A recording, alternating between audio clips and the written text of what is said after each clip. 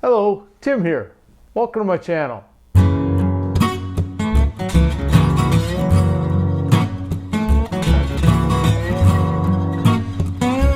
In today's episode, I'm going to talk about making yourself Christmas tree ornaments. And this could become a tradition over time where you find a piece of wood or something meaningful and a little scrap of wood that's not really good for anything else and turn an ornament out of it.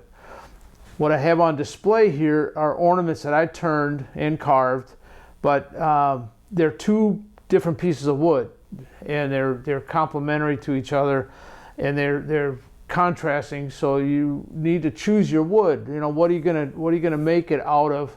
If you're gonna make a bunch of them or just a couple or something like that, and you want them to look alike, then you might need to make sure you have enough supply. So this sapling of a walnut tree, it's quite dark, and your walnut can be either the inside piece, the square part, or the accent piece.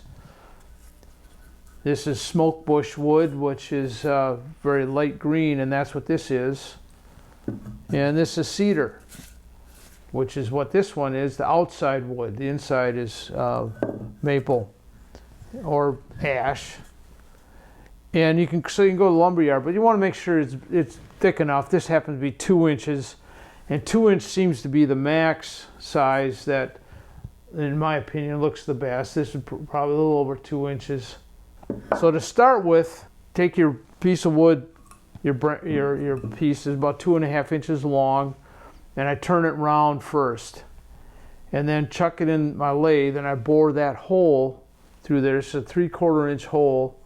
This happens to be walnut, and it's a little smaller than this.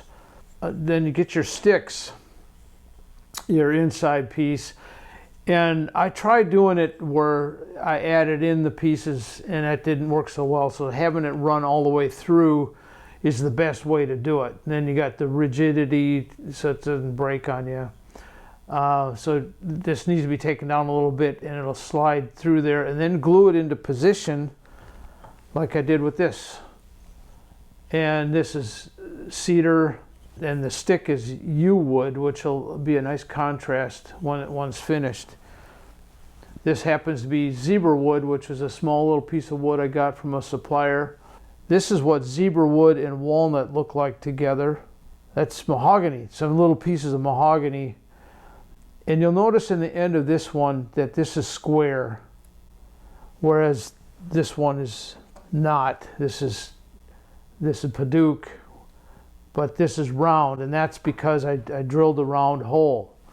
Now, when I first experimented with this, I laid up small pieces of wood on a square block. Let's say I got this piece of walnut. It should be more square than this. I cut this on the bandsaw, but just for purpose of illustration, I would glue two sides like that, and I would have more on the bottom than on the top end, and then glue it up, and then you'd have to trim those off so you can add on a little wider piece like so, both sides. So you'd have a build-up of, it'd be square built up, and then you turn that to look like this. So now you got a big chunk of wood on top of a smaller piece of wood.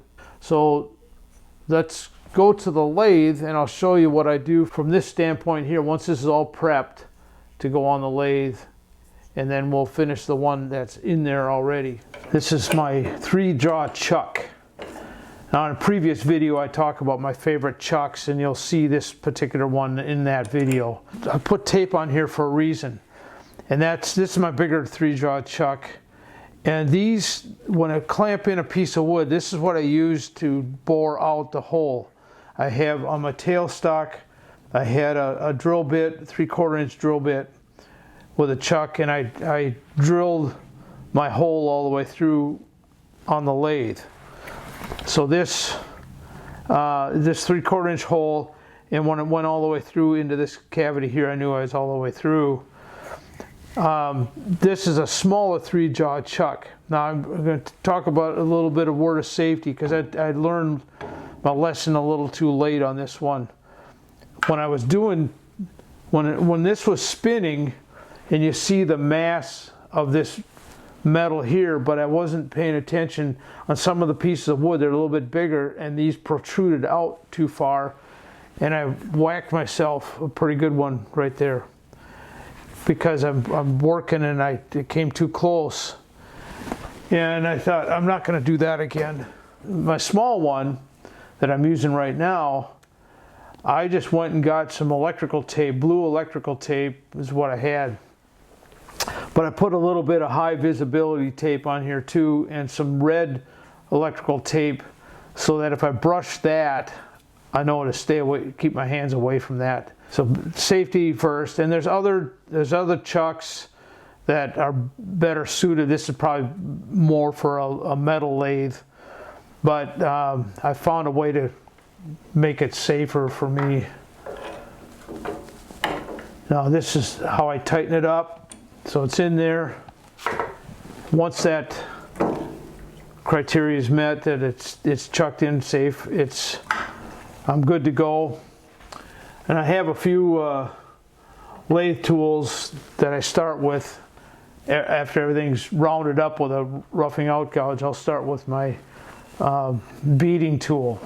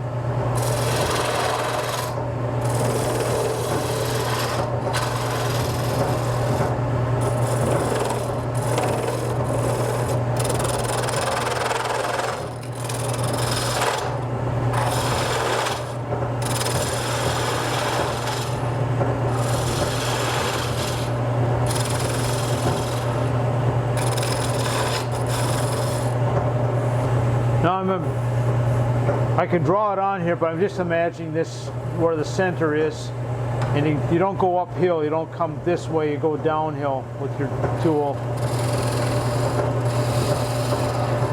from the center down.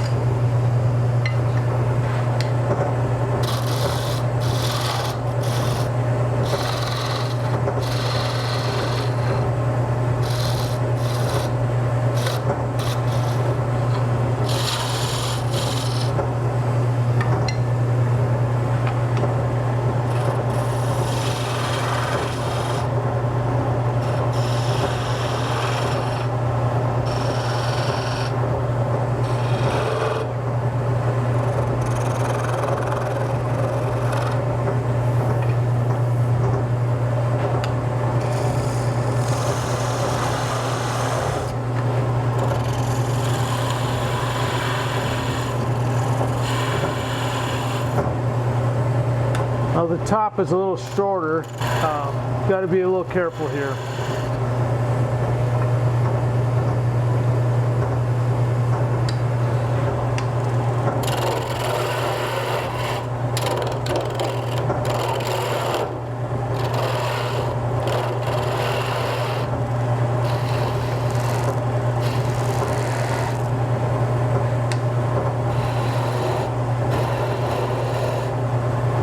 That I can see where that outside rim is, where I couldn't before when it was spinning.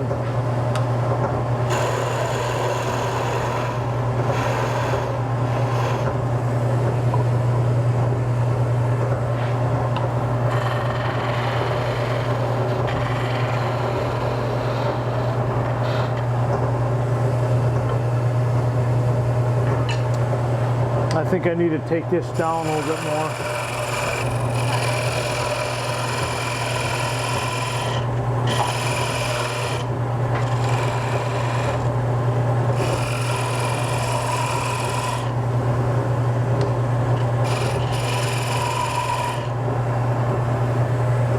Sometimes as you're going along, you think, I like it, and then you want to change a little bit as you see fit. The beauty of this is I don't have to make them all look the same.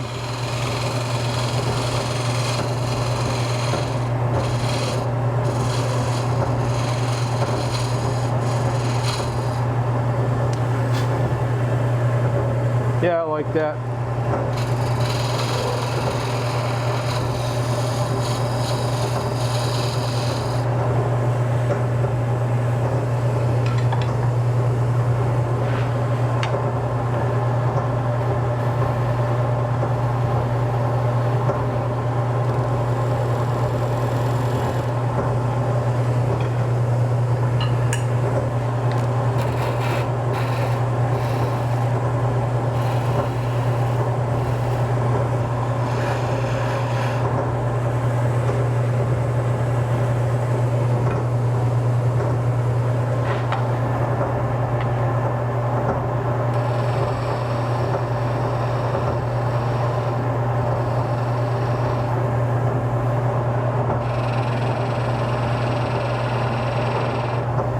Okay, now for the tail, the bottom side.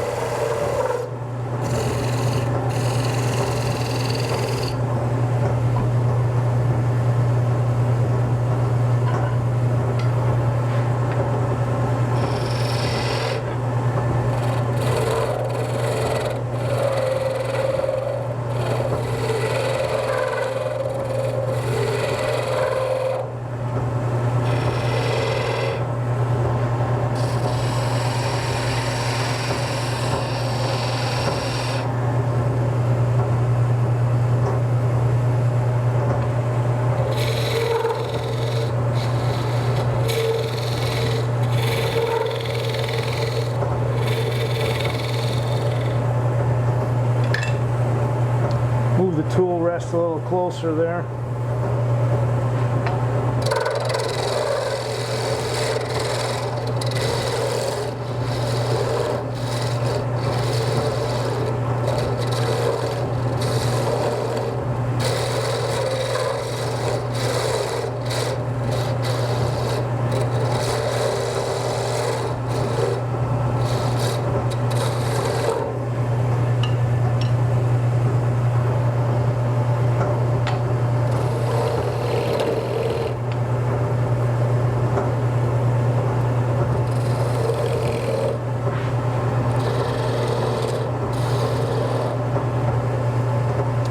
You don't want to get too small right there at 3/16. plenty enough, otherwise you snap it out.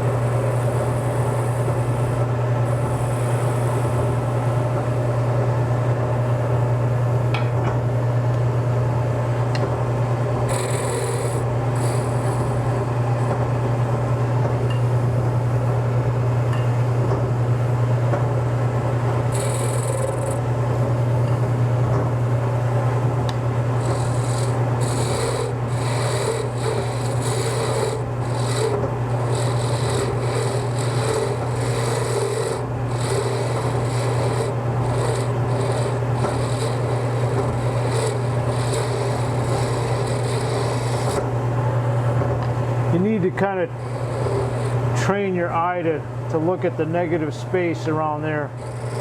If it looks like it's got too much of a lump somewhere, take it out. Make it flow.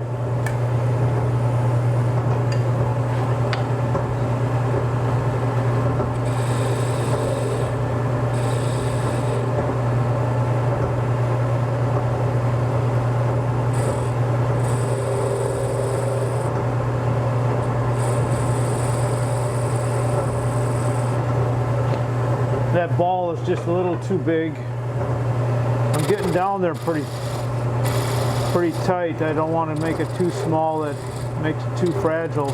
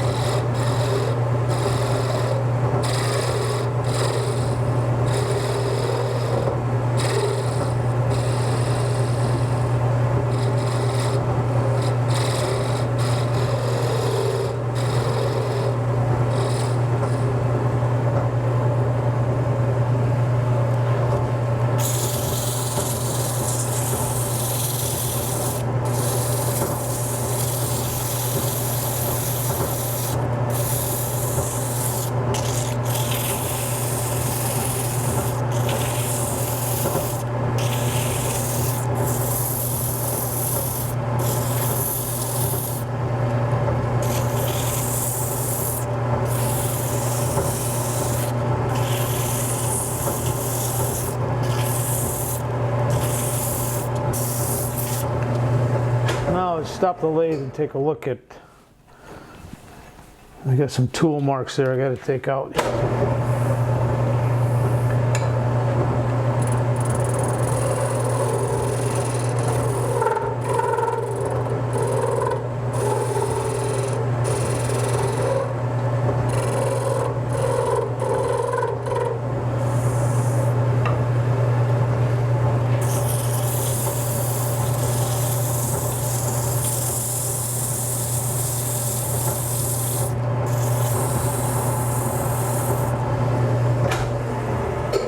Let's take a look at it. It's looking pretty good.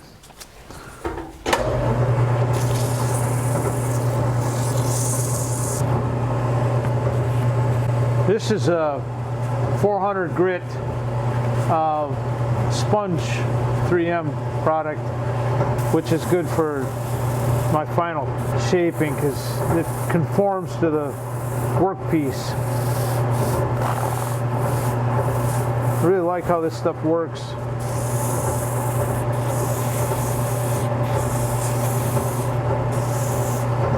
Oftentimes I use steel wool, but the problem with that is it can grab on something here, pull it all around, and sometimes break your piece of wood out.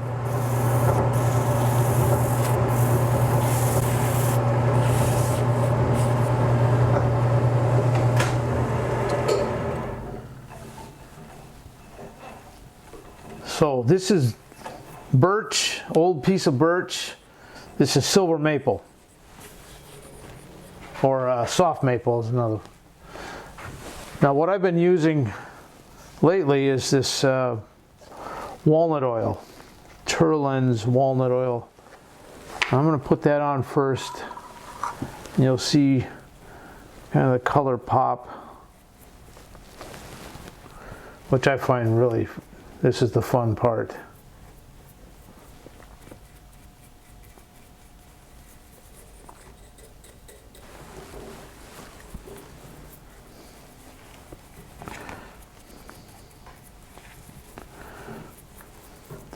There's one little more step of polishing that I do.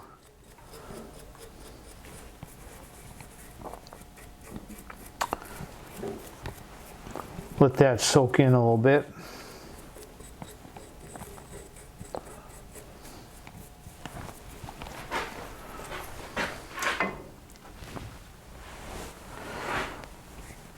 And it's just an old t-shirt. And in this bottle, just a small quantity of shellac, just regular clear shellac. And what I'm going to do here is a friction polish, friction finish. Put a little bit on here. You don't need much, but it keeps the sheen. You don't want to do too much pressure. You got to put some on there, but I'm going to take this down here so it doesn't grab the cloth.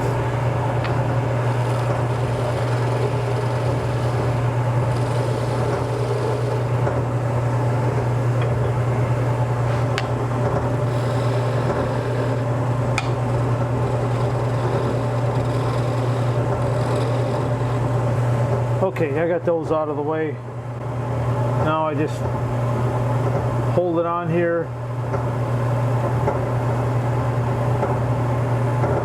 And it buffs to a nice shine.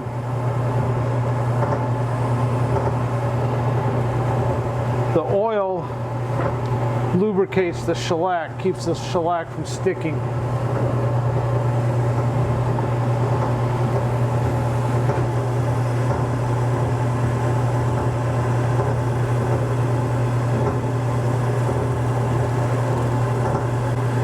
Or sticking to your rag, I should say.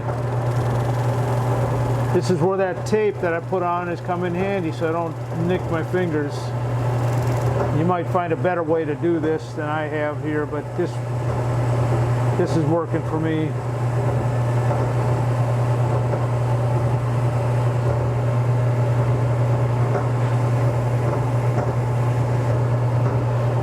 A little bit more shellac. A little bit more oil and I'll be done. Yeah, now I'm getting the polish I like. Yeah, that looks good. Nice contrast. All right. And that's what it looks like. Let's take it out.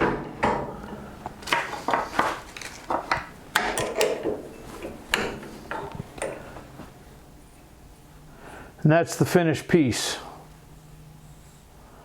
Okay, come back to the bench.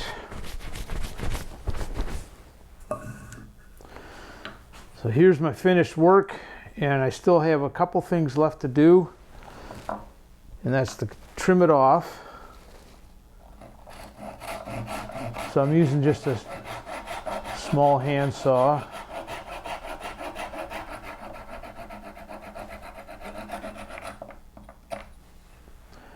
Bottom and then the top.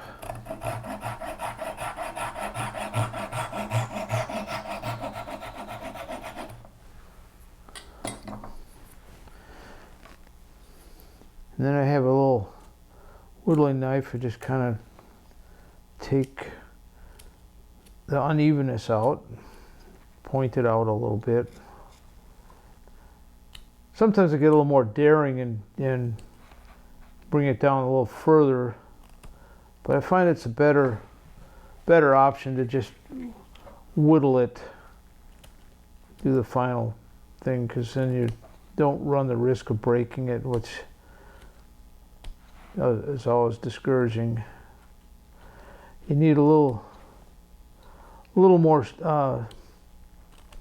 stability on it when you're polishing with a friction finish.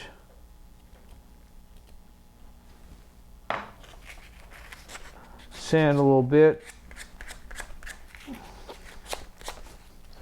Then I put a little finish on there. Same with the top. Pare off the saw marks a little bit.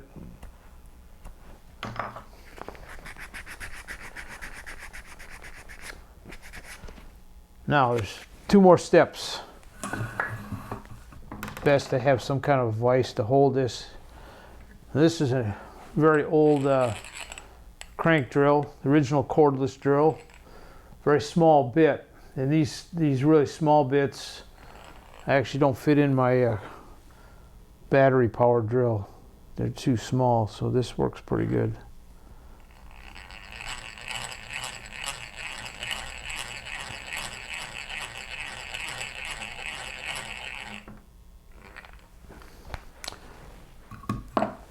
I have these smallest eye bolts I could find, pretty small. So with the needle nose pliers,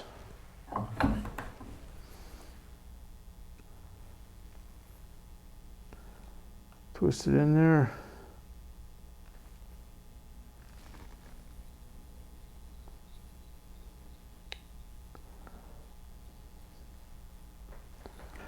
So to recap, that's how I make the two-tone turned ornament. And you can make it out of one piece of wood. You can paint it. You can do all kinds of different things, stain it different colors. So I hope this inspires you to give it a go to create your own ornament. Just remember to make sure your wood is dry. Don't go cut a pine tree and then expect it to come out with this kind of result because it's too green or too wet. And I learned that from experience because I thought every year when we had natural trees, I'd take a piece of that tree and make an ornament for it for the next year to hang on the tree. But the wood cracked. So if you do want to use if you get natural trees and you do want to use that, make sure that it sits for a good while and cures before you turn it. So this is highly recommend only dry wood use, but give it a go and hopefully it's an inspiration. And if you like it, please give a thumbs up and please subscribe. And thanks for watching, and we'll see you next time.